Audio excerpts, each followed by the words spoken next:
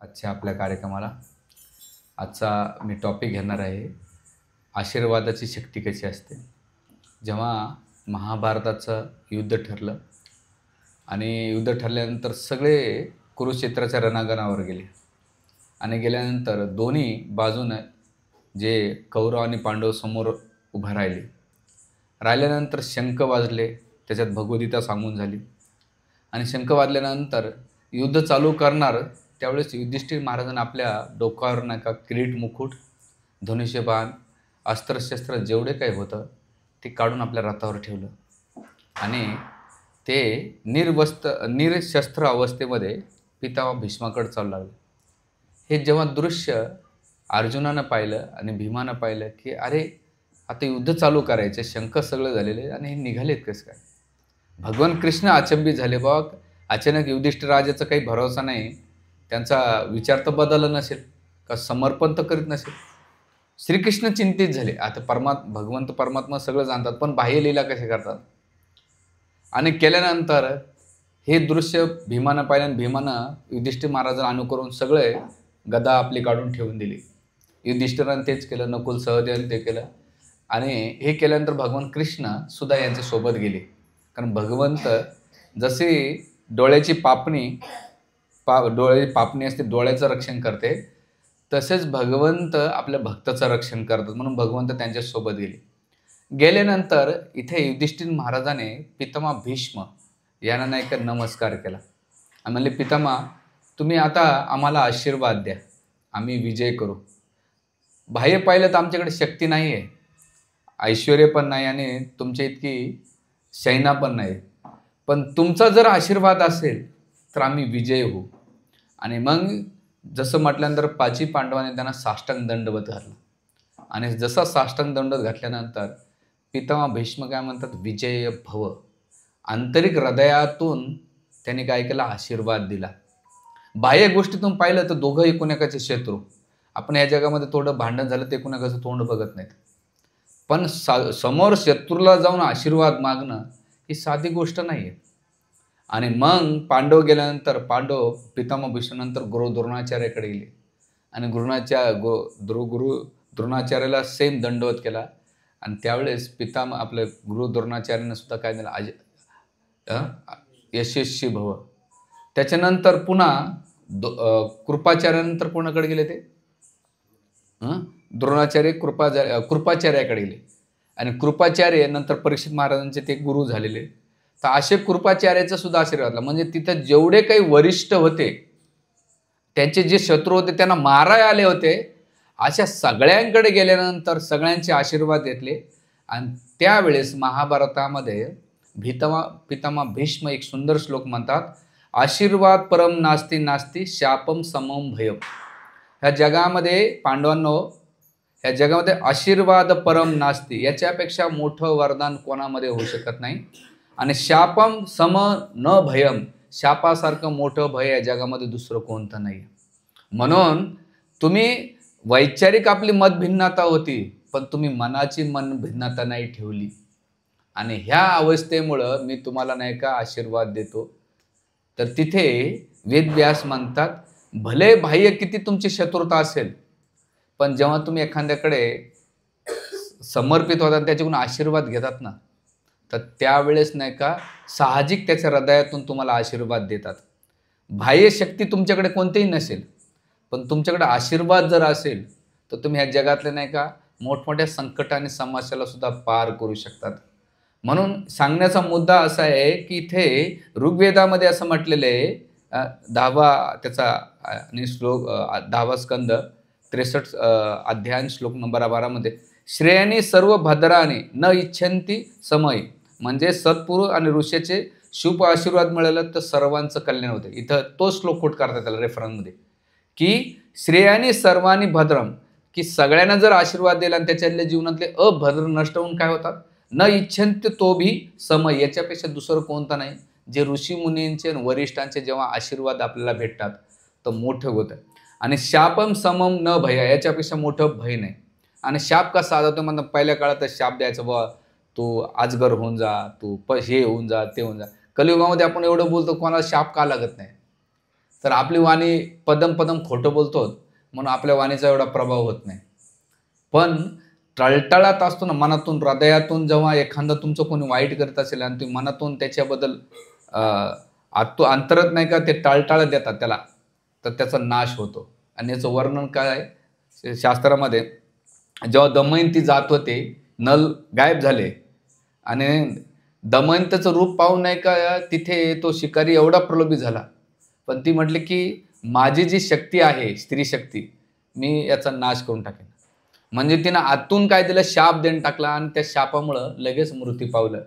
तर इथे सांगायचा मुद्दा की आता दोन प्रकारे आपण पाहू. पहिलं म्हणजे कोणाकोणाकडून आशीर्वाद घेतले पाहिजे, आणि जेव्हा आपण व्यावहारिक जीवनात जाऊ तर आपण कोण्या व्यक्तीला भेटल्यानंतर काय आशीर्वाद दिले पाहिजे आणि काय आशीर्वाद घेतले पाहिजे. तर आशीर्वाद घेताना त्याची बाह्य अवस्था नाही पाहायची तुम्ही, तर तुम्हाला त्याच्या आंतरिक परमात्मा आणि जीवात्मा ह्या दोघांना पाहून आशीर्वाद घ्यायचा. बऱ्याच वेळा आपण आशीर्वाद कोणाचे घेतो, एक तर त्याचं भौतिक ऐश्वर्य पाहून त्याचा आशीर्वाद घेतो किंवा त्याची उपलब्धी घेतो. पण जे सर्वसामान्य असतात आपल्या घरामध्ये की त्यांना आपण जास्त किंमत देत नाही, किंवा आपलं त्याच्याशी जमत नाही. ज्याशी जमतं त्याचा आशीर्वाद घेतो, ज्याशी जमत नाही त्याचं घेत नाही. पण पांडवांच्या उदाहरणातून काय, मोठे एक नंबरचे शत्रू महाराजासमोर उभे होते आणि दुर्योधनाचं वेगळं होतं. दुर्योधन काय करत होता, त्याच्या जीवनामध्ये त्याने कधीच काय केलं, आशीर्वाद कोणाचीच घेतले नाही. तो द्रोणाचार्याला, पितामह भीष्माला म्हटले, हे सगळे मारण्यासाठी आलेत. कोणाचे? माझ्यासाठी मारण्यासाठी, माझ्यासाठी जीव द्यायला तयार आहे ते. आणि जीवनभर त्याने सगळ्यांचे शापच घेतले, कोणाचाच आशीर्वाद घेतला. आणि पांडवांनी भौतिक गोष्टीपेक्षा जास्त लोकांचे आशीर्वाद जमा केले, म्हणून पांडव सक्सेस झाले. आणि इथे जे युधिष्ठिर आपलं भीम हो आपलं आपलं दुर्योधन होता, त्यानं भौतिक ऐश्वर्यासाठी, भौतिक भोगासाठी काय केलं, सगळ्यांना नाही का बलीचे बकरे बनवून टाकले. म्हणून इथे आपल्याला काय करायचं, पहिला जो आशीर्वाद घ्यायचा म्हणजे आपल्या जीवनामध्ये सुरुवात सकाळपासून, ते म्हणजे आपले देवता. आपल्या घरामध्ये जे कुलधर्म असतात, दैवत असतं, त्यांचे आशीर्वाद. आपल्याला आशीर्वाद आपण कधी घेतो माहिती आहे, देवतांचे. एक तर ते होळी झाल्यानंतर देव नाचवतात, नाही तर लग्नामध्ये काढतात. नाही तर मग घरामध्ये काही गडबड गोंधळ झाली की मग देव आठवतात, आणि मग त्याच्यामध्ये मग इकडं जाय तिकडं जाय, देवाच्या पाया पड. त्यावेळेस नाही, आचार्य म्हणतात जसं तुम्ही श्वास घेता तसं तुमच्या दैवत असलं त्याची पूजा केली पाहिजे. भगवंत स्वतः करायचे. त्यांचे रामचंद्र जेव्हा होते, रंगनाथ स्वामींचे विग्रह होतं, भगवंताची पूजा करायची, काय गरज होती. तसंच आपल्याकडे आता याच्यामध्ये दोन प्रकार आहेत. वैष्णवामध्ये भगवंत आहेत, पण जे भौतिकवादामध्ये लोक, त्यांना ज्यांचे ते काही धर्म आहेत. आता मी एक ठिकाणी गेलो होतो, 2-3 दिवस त्यांच्या घरात थांबलो होतो आता फेस्टिवलसाठी. तर त्यांच्या घरामध्ये त्या देवाऱ्यामध्ये धूळ लागलेली, मी सकाळी जप करीत होतो. म्हणलं हे देवपूजा कधी करत असतील. म्हणजे आपल्याला सगळ्या गोष्टीसाठी वेळ भेटतो, पण देवाला नहाला किंवा त्यांना स्नान घालायला, बस स्नान नका घालू, मी तिथपर्यंत म्हणेन थोडंसं वला कपड्यानं पुसा 5 मिनटं. पण आठवडाभर मी जेव्हा त्या परिवाराला विचारलं, म्हणजे पूर्ण संडे टू संडेच ना आमच्या देवाला स्नान असतं, कारण आम्हाला दोघांना वेळ नाही. म्हणजे नाही, याचा अर्थ काय आहे की तुम्ही त्यांना काय समजलेले, देव नाही समजलेले, त्या मूर्त्या समजलेल्या. तर इथे महत्त्वाचं काय की जेव्हा देवतांचा आशीर्वाद घेतात तेव्हा इथे आपल्याला जीवनामध्ये सक्सेस. आणि याचं उदाहरण काय, देवतांचा आशीर्वाद घेतल्यानंतर राजा मुचकून नाही का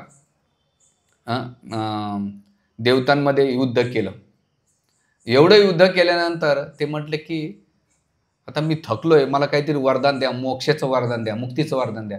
तर देवदेवता म्हटले आम्ही मोक्षाचं मुक्तीचं वरदान देऊ शकत नाही. तुम्हाला मुक्ती आणि मोक्षाचं वरदान पाहिजे असेल तर भगवान श्री हरी देतात. मग ते म्हणले एक काम करा, मला झोपेचं वरदान द्या. आणि झोपेबरोबर देवता म्हटले ठीक आहे, झोप तुम्ही थकलेत एवढे, आम्ही वरदान देतो, पण दुसरं वरदान याच्यासाठी देतो की तुम्ही झोपलेत जरी असेल, भले बाह्य अवस्थेतून, पण भगवंत येऊन स्वतः तुम्हाला दर्शन देतील. स्वतः भगवंत येऊन दर्शन देतील आणि ते तुमचा उद्धार करतील. आणि गेल्यानंतर मुचकून महाराज झोपले. साधक जर भक्तीमध्ये झोपला तर लोक त्याला काय करतात, छेडतात, अरे भक्त झोपलाय. एक भक्ताला म्हटलं अरे तू झोपत राहतो, अरे म्हटलं आपण झोपलो तरी भगवंत आपला उद्धार करा येतात, तू कशाला टेन्शन घेतो? हा, पण म्हटलं यार भगवंत उठवण्याची स्टाईल लई वेगळी आहे. मुचकून भगवंताने मुचकून महाराजाला उठवायला कोणाला बोलवलं? काल येऊन, आणि काल येऊन काय केलं? लात मारली पहिली. तसं आपण झोपलं तर आपल्याला लात मारायला कोणी येईल? म्हटलं नको लात मारायला. तर इथं राजा मुचकून काय केलं? देवतांना मदत केली, येऊन झोपले आणि भगवंताने येऊन त्यांचा उद्धार केला.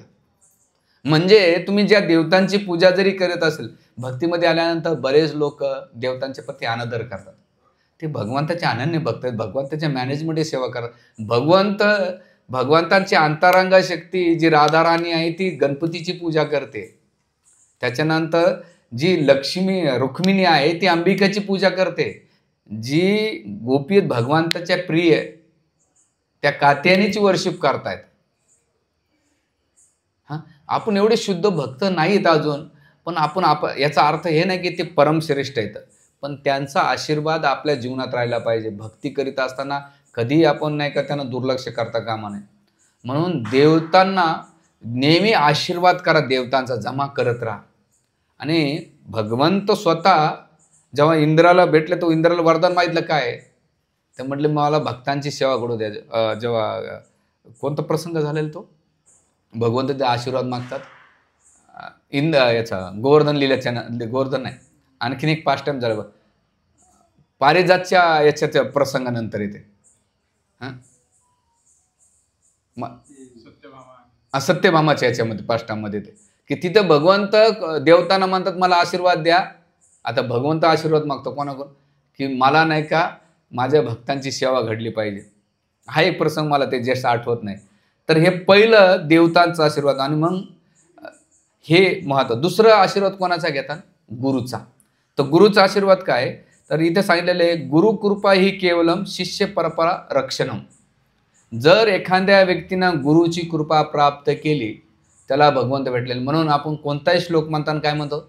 ओम अज्ञान तिमिरांधस्य ज्ञानांजन शलाकया चक्षुरुतम उन्मिलितम तस्मै श्री गुरुवे नमः. या श्लोकाचा जर अर्थ पाहिला काय? मी अज्ञानामध्ये, तिमिरांधस्य तुम्ही काय मला ज्ञान प्रदान करा, ज्ञानांजनस्य तुम्ही डोळ्यात ज्ञानाचा अंजन घाला, आणि चक्षुरुमिलितम येणं मला तुम्हाला ते चक्षु भेटल्यानंतर तस्मै श्री गुरु. आणखीन एक श्लोक म्हणतो कोणता? मुकम करोती वाचालम. म्हणजे मुका असेल तर मुकम करोती वाच. पंगोलय ते गिरीम म्हणजे लंगडा काय करेन? पर्वता चढेल. यत कृपा तम वंदे म्हणजे तुमच्या कृपा श्री गुरु दिन तारणी. दिन म्हणजे माझ्यासारख्या व्यक्तीला तारून देतात. कधी? जेव्हा तुम्हाला गुरुची कृपा भेटल, आशीर्वाद भेटल.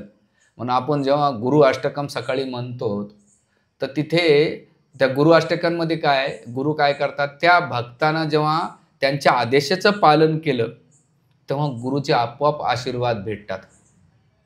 बघा याचं चांगलं उदाहरण आहे.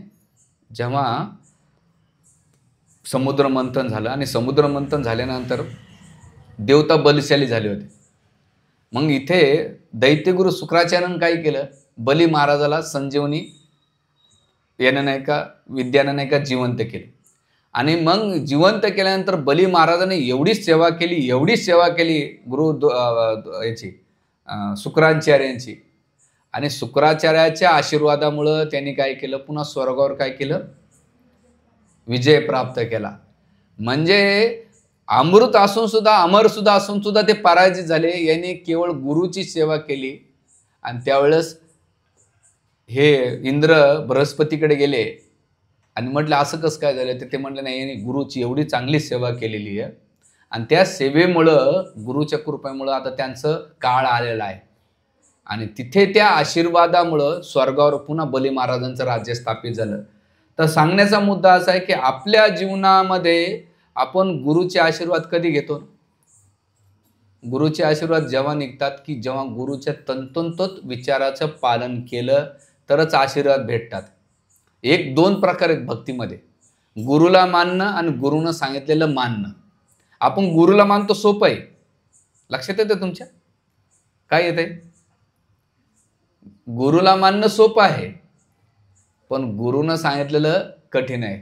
आणि आपले गुरु महाराज मानतात माझा एकच आशीर्वाद कोणाला प्राप्त करायचा असेल तर महाराजांना ते म्हणलं की हे सोनं नेहमी घालून फिरत चला.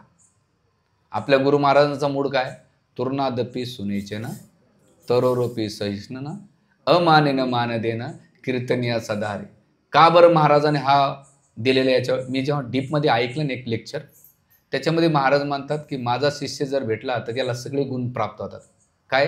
तुर्नादपी सुने, नम्र होईल. नम्र भेटलं तर भगवंताची सगळ्यांची कृपा आपाप त्याला भेटेल. नम्र व्यक्ती. भिकारी जर ताईट असेल ना, साहब मला मेरे को खिलाओ ना, ते म्हणे होय बाजूला, साहब मुझे खिलाओ, 2 दिन से खाया नहीं, मैं सुबह से भूखा हूँ. जेव्हा तो जेवढा नम्र होईल तेवढा तो समोरचा सेठ जी काय करेन, देऊन टाकेल. तसं साधक जेव्हा गुरुच्या आदेशात नम्रपणे ज्ञान घेईन, साधना करेन, सेवा करेल, तेवढं त्या गुरु वैष्णवांची आणि भगवंताची कृपा भेटेल. दुसरं गुण काय? सहनशील राहील तो. जीवनामध्ये सुख दुःख, मान अपमान, लाभ हानी, जय पराजय येत राहणार आहे. आज आम्ही मंदिरात बसल्यानंतर बसल्या बसल्या लोक आम्हाला चुना लावतात राव. आता मागच्या आठवड्यात एखाद्या येड्यात काढून गेला असंच. तर याला पर्याय काय? सहन करणं. भाऊ कुठे गेलं तुम्ही काही करा, सहन केल्याशिवाय पर्याय नाही. आता पुढचं माझं सेशन होणार आहे, सहन करण्याच्या कितीतरी टॅक आहेत, त्याची तयारी करतोय. सहन कसं असलं पाहिजे. त्याच्यानंतर तिसरी महाराज प्रिन्सिपल सांगतात, अमानेन मान देणे. ह्या सगळ्या जगात प्रॉब्लेम कशामुळे माहिती आहे? मान सन्मानाची अपेक्षा. मला नमस्कार नाही केला, मला कोणी विचारतच नाही, मला घरात कोणी बोलतच नाही, सगळेजण असं तसं किंवा मला टार्गेट केलं जातं. जो आय सेंटर असतो तो दुःख असतो. म्हणून अमानेन मान दे. काय? दुसऱ्याला मान सन्मान दे. आणि मग हे केल्यानंतर काय महाराज म्हणतात? कीर्तनीय सदारी भगवंताचं नाव घेऊ शकतो. हरे कृष्णा कृष्णा कृष्णा हरे हरे, हरे राम राम राम. आपोआप तो काय होईल? गुरुच्या कृपेमुळे नाही का तो ह्या जगातलं सगळं होतंय. अजून कोणते उदाहरण आठवतं गुरुच्या कृपेनं? नाही का बली महाराजांचं उदाहरण आहे. दुसरं ध्रुव महाराज गेले होते पण तुम्ही दिलं. आणि ते जेव्हा भगवंताला प्राप्त केल्यानंतर तिथे ते सांगतात की माझी शक्ती काही नव्हती, भगवंत तुम्ही मला जे दर्शन दिलंय ते माझ्या गुरुच्या नारद मुनीच्या कृपेमुळे तुम्ही मला दर्शन दिलंय. श्रेय कोणाला दिले? त्याने गुरुला दिलं. म्हणजे गुरुच्या कृपेनं भगवंत भेटतात. बरं तुम्ही किती मोठे व्हा, काही व्हा, जोपर्यंत गुरु रेकमेंड करणार नाही, गुरु आशीर्वाद देणार नाही, तोपर्यंत त्या साधकाला भगवंत भेटू शकत नाही. असे ध्रुव महाराज एकटे गेले असते, तपस्या केली असते तर शक्यच नव्हतं. प्रल्हाद महाराज पण काय म्हणतात?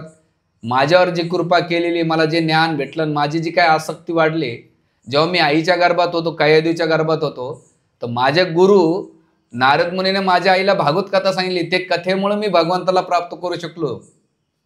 आणि त्या माझ्या गुरुच्या कृपेमुळं भगवान मला श्रीहरीचं दर्शन भेटले. तर तिथे पण ते काय म्हणतात?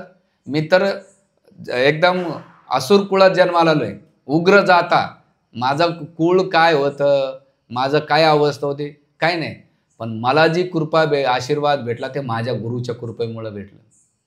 म्हणजे 2 उदाहरणं अशी आहेत की गुरुच्या कृपेमुळे त्यांना भगवंत भेटले. पण कधी ह्या दोन्ही शिष्यांना नाही का गुरुच्या तंतोतंत आदेश पालन केल्यानंतर, आपण तो गुरु करतो किंवा गुरु करणार आहोत, आपण तंतोतंत पालन करतो का? ज्या दिवशी तंतोतंत पालन केलं त्या दिवशी गुरुची कृपा आणि आशीर्वाद लगेच भेटत, नाहीतर अजून खूप टाईम आहे. म्हणून भक्ती मार्ग म्हणजे काय? रिफाईंड आहे, फिल्ट्रेशन आहे. जेवढं आपण त्या ढाच्यामध्ये गुरुच्या कृपेमध्ये आशीर्वादामध्ये यायचं असेल तर गुरुच्या तत्वानुसार चालवणं. हे झालं दुसरं. तिसरं म्हणजे माता पित्यांचे आशीर्वाद पण खूप महत्त्वाचे आहेत. भक्तीत आल्यानंतर बाबा ते भौतिकवादी येतं आणि मी तर भगत आहे.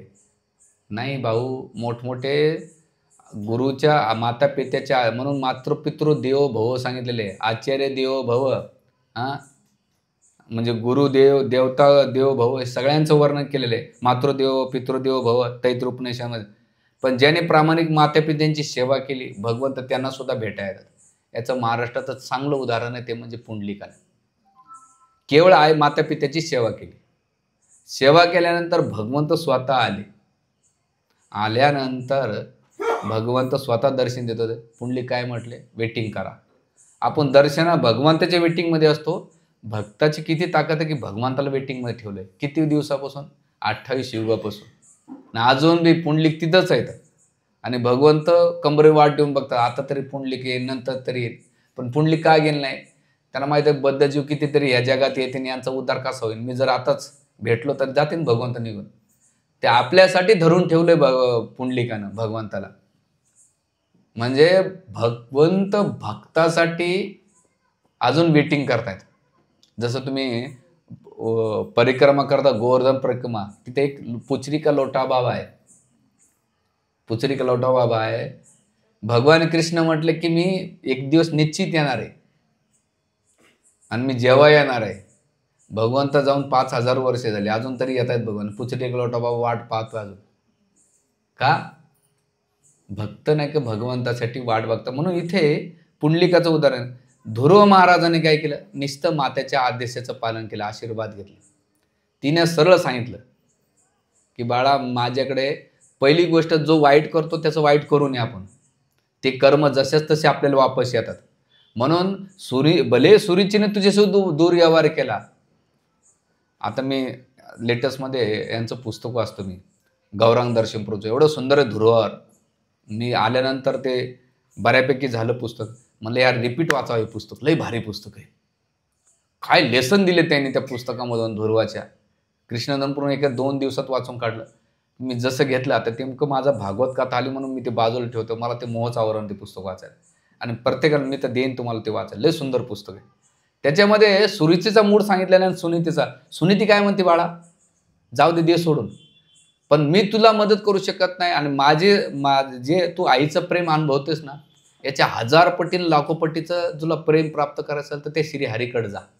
ते तुला नाही का माझ्या लाखो पटीने प्रेम तुला जास्त देते. दुसरं, तुला जी गोष्ट पाहिजे असेल तर परमपिता, जे तुझे आजोबा आहेत ते स्वयंभू मुनी आहेत. स्वयंभू मुनीचे वडील कोण आहेत? ब्रह्माजी आहेत. आणि ब्रह्माजीला निर्माण केले ते भगवान हरीनं केलेले. म्हणून तुला काही जर पाहिजे असेल ह्या जगामध्ये तुला, तर तू भगवान हरीची भक्ती कर. आणि आशीर्वाद दिला. आणि त्या आशीर्वादामुळे ध्रुव महाराज नाही का, असं एखादी आपल्या गावची माता जी आई असली असते, काय म्हटले असते, त्या आईनं तसं केलं का? टेन्शन घेऊन दगड घेऊन घाल तिच्या डोक्यात, नाही तिचे केस वड, किंवा तिचं आपण काहीतरी वाटुळं करू. नाही, भौतिक जगातली स्त्री असल्यासाठी तिनं कलच केला असता. पण सुनीतीनं काय केलं? आपल्या बाळाला संस्कार पण लावले आणि बरोबर आशीर्वाद दिला. म्हणले बाळा तू यशस्वी होशील. आणि मग ध्रुव महाराज जेव्हा आईचा आशीर्वाद घेऊन गेले आणि भगवान हरीला 6 महिन्यात प्राप्त केलं.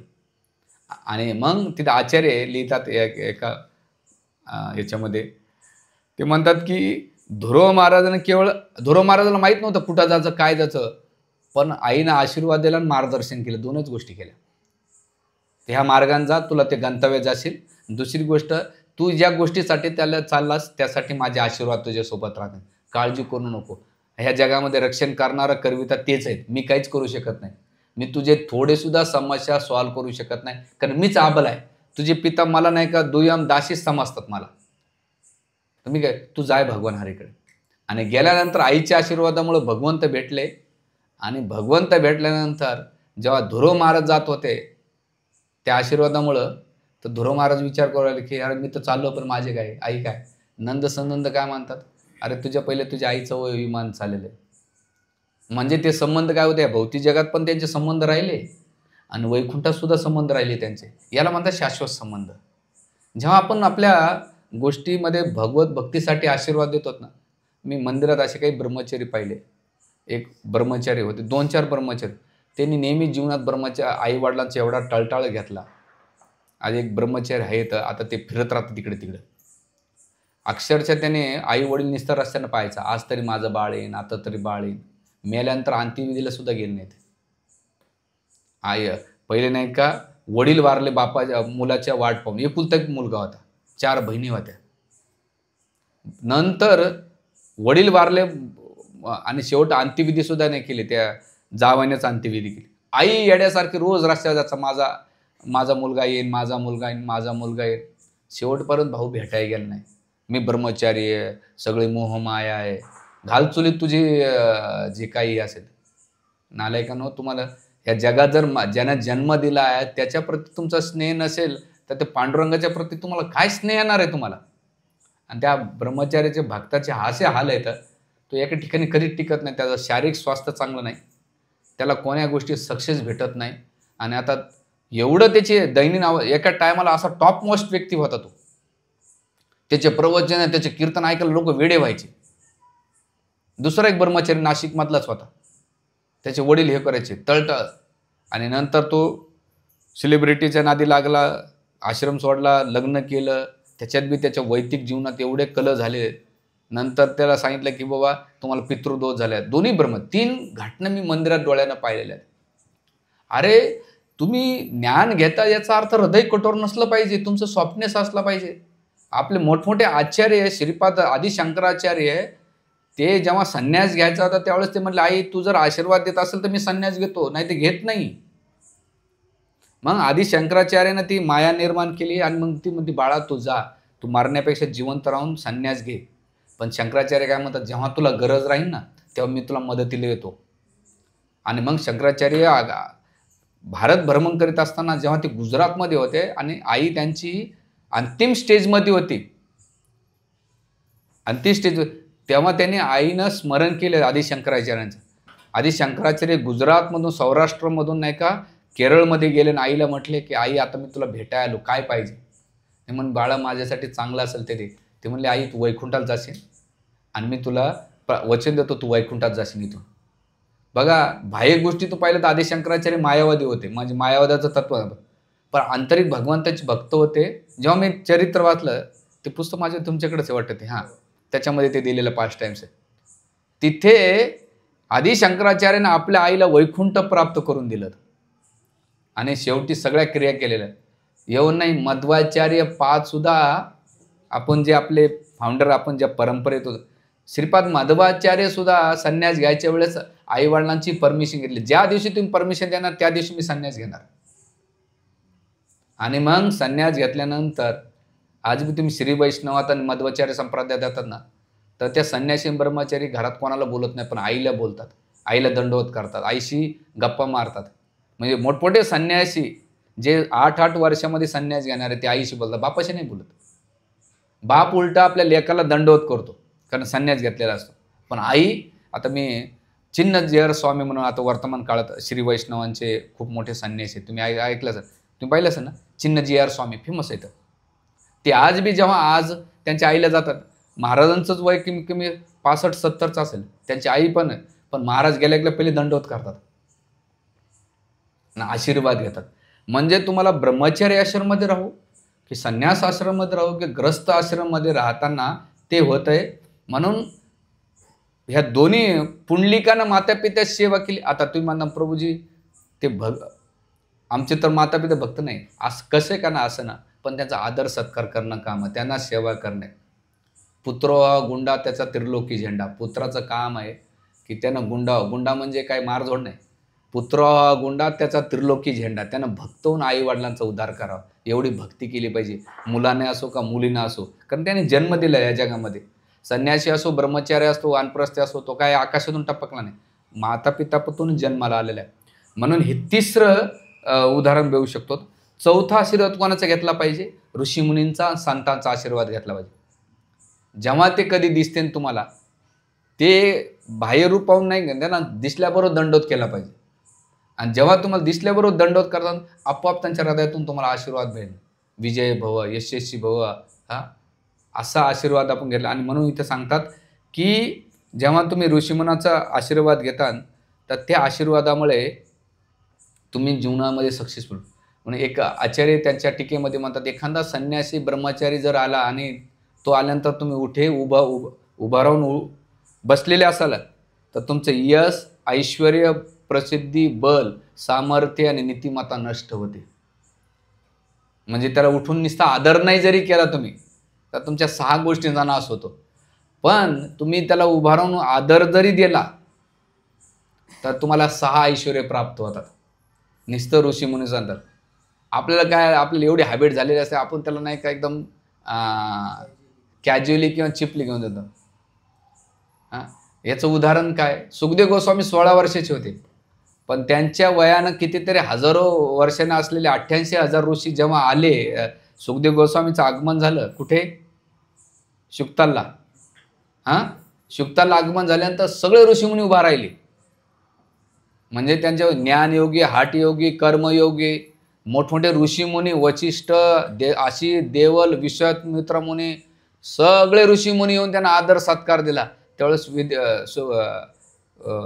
सुखदेव गोस्वामीला वाटलं अरे मी तर खूप लहान आहे. तर त्यावेळेस ते ऋषीमुनी नाही, भले तुम्ही वयानं लहान आहेत पण भक्तीनं खूप मोठे आहेत, आणि सगळ्यांना उठून आदर दिला.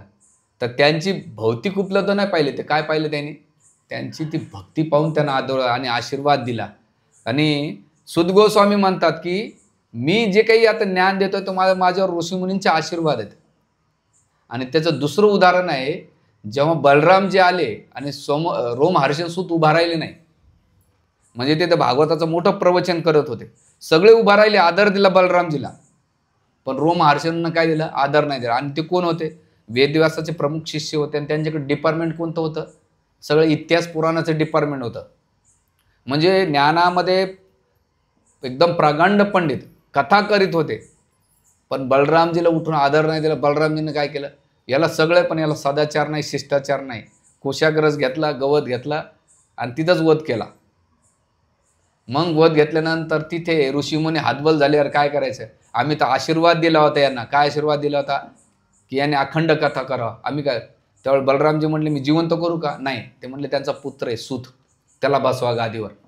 आणि मग तिथं बलरामजी आणि ऋषीमुनी काय करतात, तो आशीर्वाद कोणा ट्रान्सफर करतात, सुत गोस्वामीला.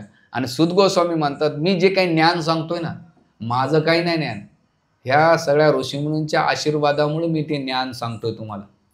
म्हणून कोण जर चांगलं ज्ञान देत असेल, कोणी जर चांगलं जप करीत असेल, चांगला कथा करीत असेल, याच्यात आपलं श्रेय नाही. आपण लय उड्या मारू नये की अरे मी चांगलं जप करतो, मी चांगलं प्रवचन करतो, मी चांगलं ग्रंथ वाचतो, मी चांगला प्रचार करतो, नाही. प्रभुपाद म्हणतात की हे जे मी काही करतोय, माझ्या गुरु शिष्य परंपराचा आशीर्वाद आहे माझ्या मागे, त्याच्यामुळे मी सक्सेसफुली झालेलो आहे. आणि ते आपल्या यशाचं श्रेय कोणाला देतात, ते भक्तिसिंह ठाकूर महाराजांना देतात. तसंच भक्ती मार्गामध्ये आपण जे टिकून आहोत, भक्ती करतो, याच्या मागे कितीतरी लोकांचे आशीर्वाद आहेत. आशीर्वादाशी नाही भक्ती टिकू शकत. फिजिकली तुम्ही राहता, पण भक्ती तुम्ही कधीच सोडून जाता. म्हणून इथे याचं उदाहरण कसं आहे ऋषीमुनींच्या आशीर्वादाला, की आधी शंकराचार्यांचे एक शिष्य होते टोटकाचार्य. त्यांनी गुरुची एवढी सेवा केली, पण ते अनपढ होते. त्यावेळेस तोटकाचार्य म्हटले की गुरुदेव मला तर काही ज्ञान नाही. ते म्हटले जेव्हा तुला गरज राहील ते सगळं ज्ञान, वेदाचं सगळं ज्ञान तुझ्या डोक्यात राहील.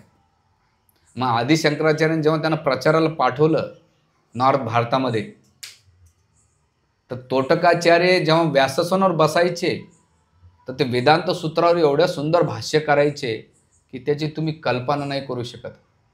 म्हणजे इथं सांगायचं काय, की मुकम करोती वाचालम पंगोलयते ग्रीम यत्कृपातम वंदे श्री गुरुदीन तारणे. गुरु काय करतात त्या टायमाला तुमच्या हृदयामध्ये, म्हणून दिव्य ज्ञान हृदय प्रकाशितो, चक्षुदान दिलो देई जन्मे जन्मे प्रभूशयी. गुरु काय करतात तुमच्या हृदयामध्ये, चक्षुदान, ते ज्ञान प्रदान करतात. कधी, जेव्हा तुम्ही त्या आशीर्वाद गुरुचा प्राप्त करता. आणि म्हणून दुसरं कृष्णराज कविराज गोस्वामी ते म्हणतात की मी तर जर्जर झालेलो आहे, माझ्याकडे काहीच ताकद नाही, पण मला आशीर्वाद कोणाचे येतं, कोणाचे आशीर्वाद आहेत का, अनंतवीर कृष्णप्रभू.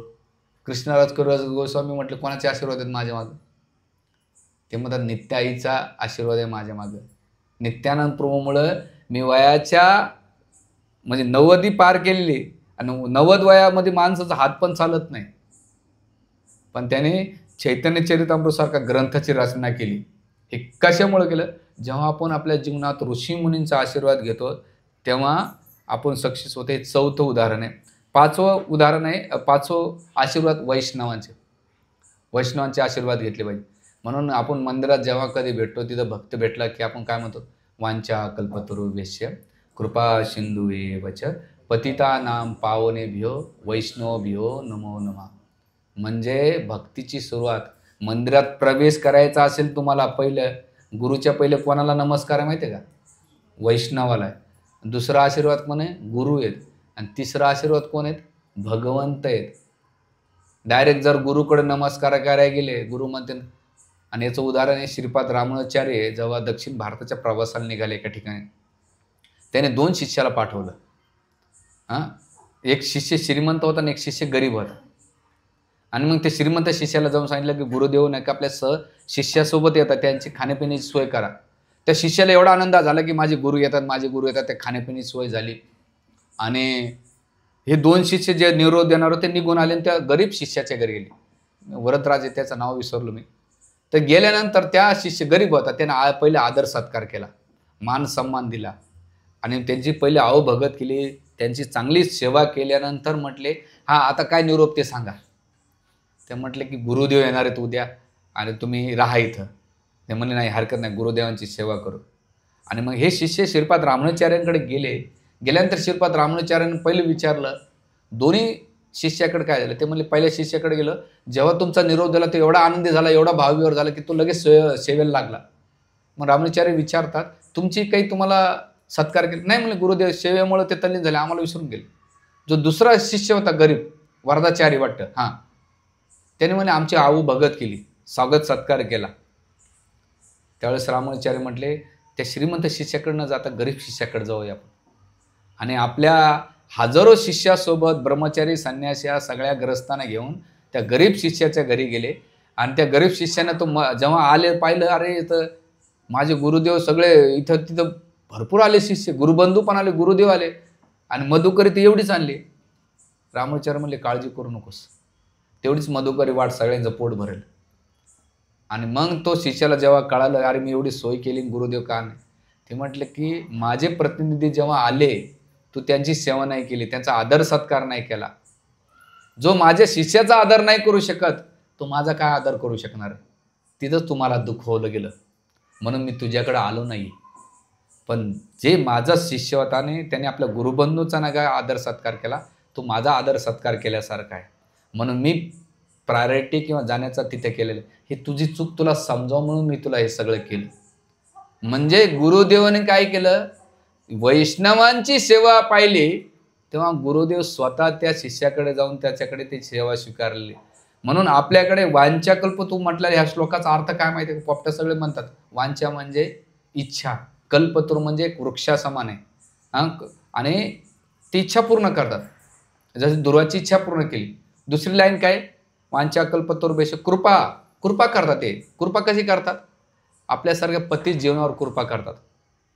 कोणाकोणावर केली नारदाने कृपा, नारद मुनी कोणावर कृपा केली, ध्रुव महाराजावर केली, प्रल्हाद महाराजावर कृपा केली, महर्षी वाल्मिकीवर केलेली. पतितानाम पावनामध्ये वाल्मिकी मुनी आणि मुरगाराची कथा आहे तिथे केली. आणि अशा वैष्णव भियो नमो नमः, असे मी वैष्णवला म्हणजे वैष्णव कोणी साधारण नाही, तर तुमची इच्छा पूर्ण करतात.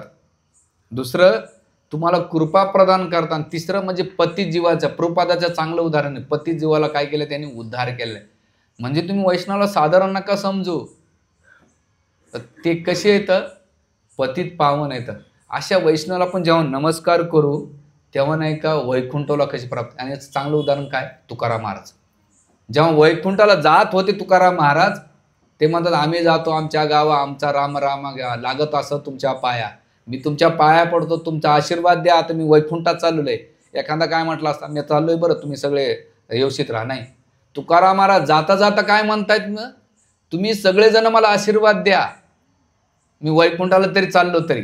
तो अभंग राहिला मला कोट करायला, मला सापडायला भेटला नाही, पण मी तो कोट करून ठेवीन तो, की तुकाराम महाराज प्रत्येकाच्या पायाची विनवणी करतात. आणि तुम्हाला एवढा संदेश देतो, मुखी नाम राहू द्या, पांडुरंगाची भक्ती करा. एवढं जरी केलं तुम्ही तरी वैकुंठ प्राप्त होईल. पण हे करीत असताना तुम्ही काय करा, मला आशीर्वाद द्या. म्हणजे भगवंताचं वैकुंठ मान आलं तरी तुकाराम महाराज आपल्या वैष्णवांकडून आशीर्वाद. ध्रुव महाराज, प्रल्हाद महाराज आपल्या याच्यामध्ये म्हणतात, येऊन उत्तरासूर काय म्हणतात, भगवंत तुझं काही नको, मला काही इच्छा वरदान द्यायचं असेल तर तुझ्या भक्ताचा संग दे. ध्रुव महाराज सुद्धा तेच वरदान मागतात की काहीच नको, तुझ्या भक्ताचा. प्रल्हाद महाराज सुद्धा काय म्हणतात, बरं आता हा प्रश्न मला नेहमी पडला, असं का बरं भक्ताचा संग मागतात एवढे भगवंताचे भक्त असतात. ते माहित आहे की एक भक्त त्यांच्या प्रवचन सांगत होते, भक्ताच्या सांगत राहिल्यानंतर माझी चेतना कधीच पतन होणार नाही, पण मी भौतिक ऐश्वर्यामध्ये जेव्हा राहील आणि भौतिक लोकांच्या राहीन तर भक्त जरी असलं तर माझं पतन व्हायला वेळ लागणार. ध्रुव यांचं जड भरत महाराजांचं उदाहरण घ्या. ते भावस्तरावर पण एकटेच होते. तिथे आचार्य टीकेत लिहितात की जर कोणी जड भरत महाराजाला सांगितलं असतं, अहो प्रभूजी तुम्ही मोहमायात पडतात, हरिणाच्या मागं नका लागू, तर वाचले असते. तर तिथं ते प्रवक्ता सांगतात प्रवचनामध्ये की वैष्णवान जर असलं तर वाचले, पण वैष्णवांचा सहारा नव्हता म्हणून त्यांचं पतन झालं तिथून. म्हणून इथे वैष्णव तुकाराम महाराज आपल्याला सगळ्यांना सांगतात की वैष्णव भिवो नमः, अशा वैष्णवाला नेहमी नमस्कार केला. जेव्हा आपल्याला कोणी भक्त भेटतात ते कोणी करा, आप लोक काय म्हणतील. आजकाल तर लोक आम्हाला असंच करतात, वांछा वांछा वांछा वांछा म्हणजे व्ही एवढंच म्हणायचं. प्रभूजी वांछा म्हणजे त्याचं पुढची लाईन तुम्ही कंप्लीट करा. काय वांछा कल्पतरुवेश कृपा सिंधुवच पतितानां पावनेभ्यो वैष्णव भिवो नमः, हे झालं. आणि मग 5वं आहे वडीलधाऱ्यांच्या वरिष्ठांचे नेहमी आशीर्वाद घेतले पाहिजे. भले त्यांचे विचार कसे का असेना, जाऊ द्या, सोडून द्या, त्यांच्याकडे तेव्हा. पण आपल्याला एक काम आहे की आपण त्यांचे आशीर्वाद घेतले पाहिजे, पाया पडलं पाहिजे. भले ते खट्टाळ स्वभावाचा का असेना, सासू असो, त्याच्यानंतर सासरा असो, चुलत असो, कोणी असो, मनातून बाबा बरं एवढा आपलं इगो मानत नसेल तर एक आहे मनातून नाही का आपण घेतलं. आता म्हाताऱ्या लोकांना पण याचा गैरफायदा नाही घ्यायचा. नाही तर काही म्हाताऱ्यांना लय हौस असतंय, ती घरात नवीन सून आली की ते सगळ्यांच्या पाया पडावं. अरे तुम्ही लय पुण्यवात्मा झाली काय हां, पण तुम्हाला कळत नाही येड्यांनो, तुमचं पुण्य ते घेऊन टाकतात, त्याचं पाप आपल्याला घ्यावं लागतं. म्हणून इस्कॉनमधून लांबच पाया, लांबच राहा. तुझं पुण्य नको पाप नको, मर तिकडं. हां हां, पण पाया पडून घेणाऱ्यानं सुद्धा नाही का सांभाळून राहिलं पाहिजे. पण लय मी या नाशिकमध्ये तर पाहिलं ना, ते बिचारीचं बाईचं कंबर मोडतं लोकांच्या पाया पडतं, आणि नाही पडलं ना ते दणपट करतात. मी कोणाच्या तरी घरी पाहिलं, माझ्या ते मला आठवत नाही, तिथं ते कधी 15-20 जणांच्या पाया पडली बाई. चांगली गोष्ट पडावं, पण त्यावेळेस त्याने सुद्धा ते मर्यादा ठेवली पाहिजे. नाही तर सगळ्यांना पाया पडावं, पण ते पुण्य निघून जाते आणि पाप त्याला घ्यावं लागते. तर हे वरिष्ठांचे आशीर्वाद घेतले पाहिजे. त्याच्यानंतर मग मित्र शुभचिंतकांचे आशीर्वाद घेतले पाहिजे. ज्यांच्यासोबत तुम्ही राहताय, नेत्याची निंदा करायची, त्याच्या टिंगल टॉळ व्हायचा, बाहेरून तो म्हणायचं तुम्ही लय महान आहेत, आणि पुढे गेल्यानंतर मग ते घाण आहेत असं म्हणायचं. समोर काय म्हणायचं तुम्ही महान आहेत, आणि माघारी गेल्यानंतर काय म्हणायचे घाण आहेत. नाही, तर ते म्हणतात की जेव्हा तुम्ही देता मित्रांना हृदयातून शुभेच्छा दिल्या पाहिजे, त्याचा आशीर्वाद भेटला पाहिजे. ते समवयाचे का असेना, पण आपण आशीर्वाद घेतले पाहिजे. मित्रपरिवार असो, जे काही तुमचे वेलविषय आहे. त्याच्यानंतर निसर्गाचा आणि प्राणीमात्राचा आशीर्वाद घेतला पाहिजे. नाहीतर रस्त्यात जर कुत्र्याला लात मार, दगड मार, झुरळ मार, झाडून नाही का मुंग्या मार, सगळ्याला जगण्याचा आहे. तुम्ही कुत्र्याला दगड मारला तर कुत्रं जेव्हा केव केलं की त्यांना शापच दिला, भाऊ पुढच्या जन्मात तुझाच नंबर आहे. आमच्या खेडेगावात त्या गाडीवर चालता कुत्र्याला लात मार, डोकराला लात मार. इंदोरीकर महाराज लय भारी बोलता, जाऊ दे इथं मानण्यासारखं नाही ते. हां, लय घाण सवय लोकांना, असा दगड फिरकून मारला नाही. प्राणी मात्रांचा सुद्धा आशीर्वाद घेतला पाहिजे. तुम्ही त्यांचं पोषण नाही करू शकलं हरकत नाही, पण तुम्हाला मारण्याचा अधिकार पण नाही. नाही तर काही जण गुलर घेऊन मारतात, बघितलं ते गुलर असतात त्यांना सुद्धा. हां हो, पक्ष्यांना मारणार, तेच दगड घेऊन गुलर याच्या डोक्यात घातलं तर नाही. तर प्राणी मात्रामध्ये आपण सगळं येऊन गाईला गवत खाऊ घालणं, कुत्र्याला भाकर देणं, मुंग्या भेटल्या तर थोडी साखर टाकणं. आमच्या शेजारी एक म्हातारं होतं, जानकेत प्रोल प्रेम करत. ते म्हणे जान खाऊ बाबा आले का? काय म्हणायचे, जान खाऊ बाबा आले का? नाही म्हणलं जान खाऊ बाबा तिकडंच येतं. ते नेहमी सांगायचं त्यांना, ते जानकेत प्रो येत नसेल, पण ते नेहमी म्हणे जान खाऊ बाबा. म्हणायचं कोणाचे खातात ते जान. तर ते काय करायचे, साखर आणायचे आणि जिथं मुंग्या दिसल्या की साखर टाकून द्यायची. म्हणजे त्याने काय केलं, प्राणी मात्राचं घेतलं पाहिजे. मग जेवढे काही प्राणी मात्रा असताना चालताना सुद्धा पाय पडून यायचं हे असलं पाहिजे. बरं, प्राणी मात्रा निसर्गाचं असलं पाहिजे. याबरोबर एवढंच नाही तर तुमच्या आजूबाजूला असलेल्या लोकांचा सुद्धा आशीर्वाद. तुमच्याकडे वॉचमॅन सेवा करीत असेल ना, तो बिचारी सिक्युरिटी गार्ड आहे, तो पोटा पाण्यासाठी करतो, तो सोसायटी. नाही तर लोक असे रफली व्यवहार करतायत. मी एक व्यक्ती पाहिला, त्याच्या हातात पिशवी बीड बॅग होती, खूप मोठे भक्त आहेत ते. एका हातात पिशवी, आणि जेव्हा मंदिरात आले की ते एवढे नम्र भक्त. आणि जेव्हा मी त्यांच्या कंपनीत गेलो ना, अशा घाण शिव्या त्या लेबर वर्काला, बापरे! म्हणलं प्रभूजी हातात माळा आणि काय घाण शिव्या देतात राव. आणि ते जसे मागं फिरले, ते लेबर तिकडून भयंकर शिव्या घालायचे. म्हणलं ते अज्ञानी आहेत, अपराध त्या व्यक्तीच्या प्रती अपराध करणार. पण हा व्यक्ती भक्ती करतोय, पण तो प्रत्येक जीवात्मामध्ये भगवंताला पाहत नाही, प्राणी मात्राला पाहत नाही. भगवंत गीतेमध्ये क्लिअर करतात.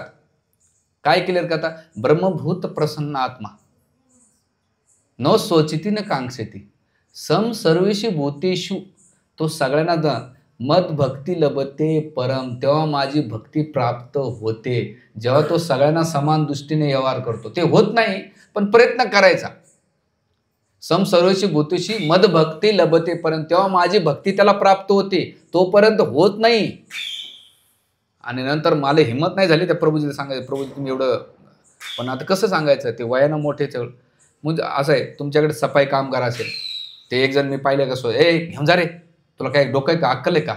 अरे तो बिचारा डबा घेऊन गेला. नाही, भाजीपाला वॉचमॅन असो, भाजीपाला असो, तुमच्याकडे मेड सर्वंट आले असेल ना, ॲटलिस्ट तिला चहा द्या. चहा नसलं तर गोड तर बोला. मी एकाच आता मुंबईला गेलो होतो, त्या माताजी काय केअरिंग करत होत्या. त्या मुलीचं डोकं होतं, चहा करून दिला. भक्त होत्या त्या. म्हणे प्रभूजी ती पण प्रॉब्लेममध्ये आहे, तिची मजबुरी म्हणून सेवा करते, हरकत नाही, आपल्याला बी गरज आहे. पण ती एक ना एक दिवस कृष्णाची भक्त होईल ना, आपला व्यवहार पाहून. म्हणून कृष्णचंद्र प्रभू जेव्हा पहिल्यांदा मंदिरात आले, त्यांच्या ड्रायव्हरसोबत ते नाचले. आणि जेव्हा राधानाथ महाराज पाहिलं हे दृश्य, ते म्हटले आज माझ्या इस्कॉन, माझ्या राधा गोपीनाथ मंदिराचं सक्सेस झाले की कृष्णचंद्र प्रभू कोण माहिती आहे का? ऋषिकेश मोफतलाल इंडस्ट्रीचे मालक. म्हणजे भारतातल्या अरब करोडपतीमधले ते टॉपमोस्ट बिझनेसमॅन. आणि ते कोणासोबत नाचतात? त्यांच्या ड्रायव्हरसोबत, निमाय प्रभूंसोबत. आणि ड्रायव्हर भक्त कशामुळे झाला माहिती आहे का? कृष्णचंद्र प्रभूंच्या व्यवहारामुळे भक्त झाले. आणि मग त्या दिवशी जेव्हा महाराजांनी पाहिलं, महाराज म्हटले माझं जीवन सक्सेस झालं, माझ्या शिष्यानं आज मला जिंकलं. काय जिंकलं? की माझा शिष्य त्याच्या ड्रायव्हर समोर हे होतंय.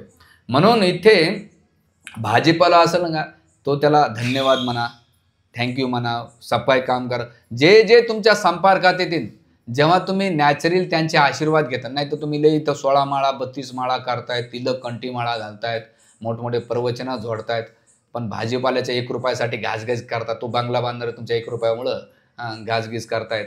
त्याच्यानंतर तुम्ही ते सफाई कामगार असो, वॉचमॅन असो.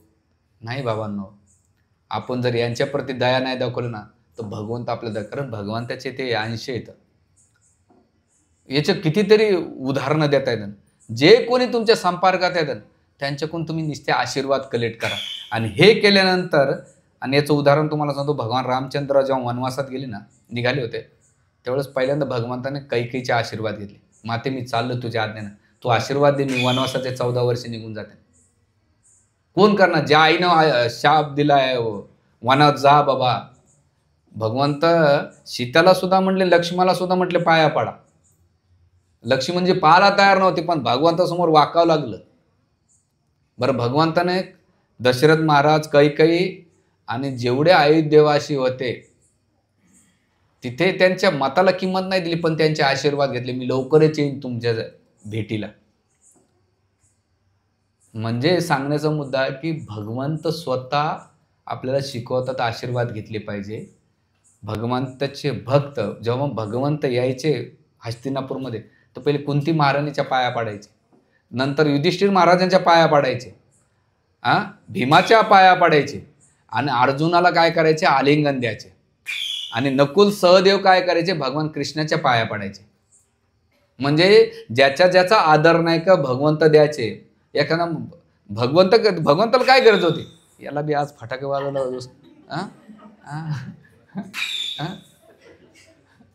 तर या सगळ्यांना भगवंत रामचंद्र असो, कृष्ण असो, यांनी आपल्या जीवनामध्ये काय केलं? आशीर्वाद कलेक्ट केली आणि आपल्याला उदाहरण दिले. म्हणून भक्ती मार्गामध्ये राहताना हे केलं पाहिजे. आता तुम्ही म्हणता आशीर्वाद कसे द्यायचे? तर तुम्ही जेव्हा सर्वसामान्य लोकांना भेटतात, तर एक आशीर्वाद दिला पाहिजे, सर्व भवन्ति सुखिना. काय आशीर्वाद द्यायचा?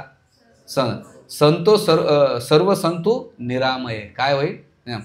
सर्व भद्राणी पश्यंतु कश्चित मा दुःख भाग भवेत. याच्या जीवनातलं दुःख निरोगी राहावा आणि सुखी राहावा, आशीर्वाद दिला पाहिजे. हे दिला पाहिजे. जेव्हा तुमच्याकडे कोणी मोठा आला, लहान आला, तर त्याला काय दीर्घ आयुष्य भव, दीर्घ आयुष्य. राधवगण महाराज म्हणतात तिकडं नॉर्थ इंडियामध्ये बुडा होय म्हणजे म्हातारा हो. आज बी तुम्ही खेडेगावात जर आशीर्वाद म्हातारा होय का बरं, याचा अर्थ तू दीर्घ आयुष्य जग. एखादी सौभाग्य स्त्रीवती आली तर तिला काय म्हणायचं, सौभाग्यती भव. पुन्हा नवीन लग्न झालेलं तर तिला काय आशीर्वाद दिला पाहिजे, पुत्र अष्टपुत्र सौभाग्यवती भव. म्हणजे 2 आशीर्वाद दिले पाहिजे, अष्टपुत्र आणि सौभाग्य, ते अखंड तुझा हे राहावं असा आशीर्वाद दिला पाहिजे. त्याच्यानंतर दुसरं एखादा जर लहान आला असेल तर शतमान भवती शतायू पुरुष शत इंद्रिया. एखादा भाऊ आला असेल किंवा मोठा व्यक्ती आला असेल किंवा जो तुमच्या पाया पडतो तर त्याला यजुर्वेद म्हणले शतमन भवती शतायू. तुझं मन आणि तुझं आयुष्य शत आयुष्य होऊ दे आणि तुझे यश 100 पटीने वाढव असा आशीर्वाद आपण दिला पाहिजे. त्याच्यानंतर जे विद्यार्थी येत असेल त्या विद्यार्थ्याला देणार विद्या ददती विनय यती पात्रम धनम अपनवती धना धर्मत सुखम. विद्यामुळे विनय येतो, विनयामुळे पात्रता मिळते, पात्रतामुळे धन प्राप्त होते, धनामुळे धर्म होतो, धर्मामुळे सुख मिळते. अशा विद्यार्थी तू काय विद्या ददती विनय, तुला विद्या प्राप्त हो, त्या विद्याबरोबर विनय प्राप्त हो. विनयामुळे काय होईल, तू पात्र बन आणि पात्रामुळे धन प्राप्त कर आणि धनामुळं धर्म प्राप्त कर, धर्मामुळं भगवंताला प्राप्त कर असा आशीर्वाद विद्यार्थ्याला दिला पाहिजे. हे दिलेलं आहे. त्याच्यानंतर जर कोणी असेल तर त्याला काय दिलं पाहिजे, समृद्धी ऐश्वर्यासाठी काय, लक्ष्मी विद्या नित्यम ग्रह ये स्थायी भवेत. ग्रह सर्व संपत्ती स्थायी भवती निश्चय. तुझ्या घरात नेहमी लक्ष्मी राहो, विद्या नित्य राहो, तुझं घर सर्व प्रकारच्या सुख समृद्धी संपत्तीने भरलेलं राहो असा आशीर्वाद आपण नाही का आपल्या दिला पाहिजे जो कोणी असेल. आता याला कसं दिलं पाहिजे, 3 लेवलला. जे वरिष्ठ असतात त्यांचा आशीर्वाद घ्यायचा, जे समान वयाचे असतात त्यांची मैत्री केली पाहिजे, जे लहान येतात वयाने यांना त्यांना तर त्याच्यावर दया करायची, त्यांच्या पात्रानुसार त्यांना तो आदर सन्मान आणि आशीर्वाद दिला पाहिजे. आणि जे ग्रस्त धर्म असतात त्यांनी मंगल आशीर्वाद दिला पाहिजे. दाम्पत्य शुभ भवंतु सौख्य समृद्धी भूयात. हे ग्रस्त आश्रमामध्ये भक्तांनो तुम्ही काय, दाम्पत्य तुमचं सांसारिक जीवन सुखी राहो, सुख समृद्धी भूयात, तुमच्याकडे नेहमी मंगलमय समृद्धी वाढत राहो. आणि जेव्हा तुम्ही सर्वसामान्य लोकांना भेटता तर त्यांना 4 प्रकारचा आशीर्वाद दिला पाहिजे. कोणता, आयुष्यमान भव, सौभाग्यवती भव, यशस्वी भव, धनाढ्य भव, विद्यामान भव, धर्मिष्ठ भव, सदा सुखी भव असा आशीर्वाद आपण सर्वसामान्य दिला पाहिजे. ते म्हणतात प्रभू एवढं पाठ राहणार कुठं, तर आपल्या इस्कॉनमध्ये एक दिलेले, कोणी तुम्हाला नमस्कार दिला तर सगळ्यात मोठं धन कृष्णर मतिस्तू, कृष्णर मतिस्तू. तुझी मती कृष्णामध्ये राहू दे, त्या मतीमुळे वैकुंठात जाईन. आणि आपल्या मनामध्ये काय भाव असला पाहिजे, दासोस्मी, मी तुझा सेवक आहे पण माझ्याकडून तुला आशीर्वाद हे राहीन, कृष्णर मतिस्तू. कोणी पाया पडू, काय आशीर्वाद दिला पाहिजे आपण, भक्तिजन ठाकूर महाराज कोणी यायचं ना. आता हे भौतिक ऐश्वर्यदार ते म्हणतात की हे जर दिली मती तर वैकुंठ लोकांची प्राप्त, तू सुख दुःखामध्ये अटकणार नाही. आणि आपण स्वतःला काय सांगितलं, दासोस्मी. आणि जेव्हा दासोस्मी म्हटल्यानंतर जेव्हा तुम्हाला कोणी नमस्कार करतंय तर तुम्ही ते काय केलं पाहिजे, ट्रान्सफर केलं पाहिजे. हे माझं नाही, माझ्या गुरुचं आहे. गुरु काय करतात, परमगुरूकडे, परमगुरू काय करतात, परमपर्यंत भगवंताकडे पडतात. आणि भगवंत म्हणतात चल, अरे यांना नाही का सगळं ट्रान्सफर केलं, रिटर्न नाही का यालाच भेटून जा. तर एक स्टोरी सांगतो आणि एंड करतो. एक गरीब स्त्री होती, बिचारी खूप गरीब होती, एवढी की तिने एका दुकानदाराकडून उधारीमध्ये नाही का घेऊन आली, हे किराणा घेऊन आली. आल्यानंतर तिच्या काही दिवसानंतर तिने नाही काय केलं, याचे 70 रुपये बिल झालं. आणि त्या माणसाने काय झालं, 40 रुपये वापस दिलेला. हिला 2-4 दिवसानं तिनं पाहिलं की अरे आपण 100 रुपयाची नोट दिली होती, आपलं 70 रुपये बिल झालं आणि 10 रुपये एक्स्ट्रा आलेत. म्हणून ती माताजी, ती महिला त्या दुकानदाराकडे गेली आणि दुकानदार म्हणले, दादा तुम्ही त्या दिवशी किराणा द्यायला माझे मुलं खाल्लं पिल्लं, तुमचे 10 रुपये एक्स्ट्रा आले, हे तुम्हाला देणार. तर दुकानदार म्हणला, "ताई राहू द्याचं, काही काही फरक पडला नसता." म्हणले, "नाही राजा, तुझ्या मेहनतीचे 10 रुपये ते आणि हे 10 रुपये मला तुला देणं गरजेचं होतं. माझ्या मुलाला नाही का दुसऱ्याचं कोणाचं धन नको आहे, पण जे आहे त्याच्यात माझे मुलं सुख आहे. हे 10 रुपये तुला राहू दे, तुझं धन आहे." दुकानदाराला वाटलं, "अरे, एवढी गरीब स्त्री आहे, ती पैसे मागून आपलं एक उधारी मागून खाते, पण 10 रुपये द्यायला. मी एकाचे 300 रुपये अजून मला द्यायचे बाकी होते." आता तर काय केलं, ज्या दुकानदाराकडे त्याचे 300 रुपये एक्स्ट्रा आले होते, त्याच्याकडून सांगितलं, "अहो, तुम्ही माल पाठवला, त्याच्यात 300 रुपये एक्स्ट्रा आले होते बरं मला.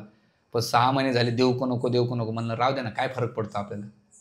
पण आज मला लाज वाटलं, की बाईकडे काही नव्हतं, पण ती 10 रुपये द्यायला आली. माझ्याकडे एवढं असून सुद्धा काय केलं, मी देऊ हे 300 रुपये तुम्हाला.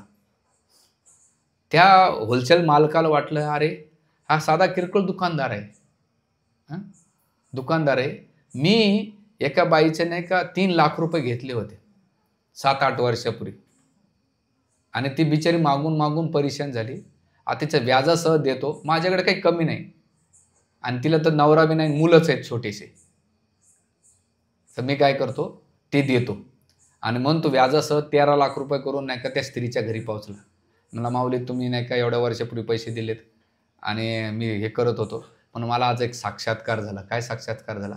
की तुमचे पैसे दिले पाहिजे आणि तुमचा आशीर्वाद घेतला पाहिजे बहुतेक. आणि ते 13 लाख रुपये ज्या स्त्रीला दिले, ती स्त्री म्हणजे ती 10 रुपये जिनं जमा केले ना, तिच्याकडेच आले. म्हणजे तुम्ही जेव्हा 10 रुपयासारखा आशीर्वाद देता किंवा जे तुमच्याकडे येते भगवंताच्या कृपेनं, तुम्ही जसं ट्रान्सफर करता ना, तर भगवंत तुमच्या जीवनात 4 पटीनं, 1000 पटीनं रिटर्न येते. त्या स्टोरीचा मोरल असा आहे. ही स्टोरी मी एका भक्ताच्या मुखातून सकाळी प्रिपेअर करताना म्हटलं, ते म्हणले, "प्रभूजी, एका आपल्या संतांच्या चरित्रातली ती आहे. मला आठवलं नाही ते." मग सांगायचा मुद्दा असा आहे, की आपण भक्ती मार्गात राहताना नेहमी जेवढं गुरु, साधू संत, देवता, भगवंत, माता-पिता, नाते-गोते, आपल्याला भौतिक जीवन अध्यात्म करत असताना भगवंताला प्रसन्न करण्यासाठी ना आपलं जीवन सुखीधाम आणि जेव्हा शेवटी आपण शरीर सोडू ना, तर 2 गोष्टी होतील. लोकं रडतील आणि आपण आनंदाने जाऊ. नाहीतर आपण आशीर्वाद नाही घेतली, लोकं हसतील आणि आपण दुःखी होऊन जाऊ. आणि हे कधी होईल याचं परफेक्शन आणि याची एंड रिझल्ट कधी येईल? जेव्हा तुम्ही लास्ट मोमेंटला तुमच्या जीवनात आशीर्वाद हे तुमच्या कामाला येतात आणि तेच तुमचं सक्सेस आहे. हरे कृष्णा, हरे कृष्णा, कृष्णा कृष्ण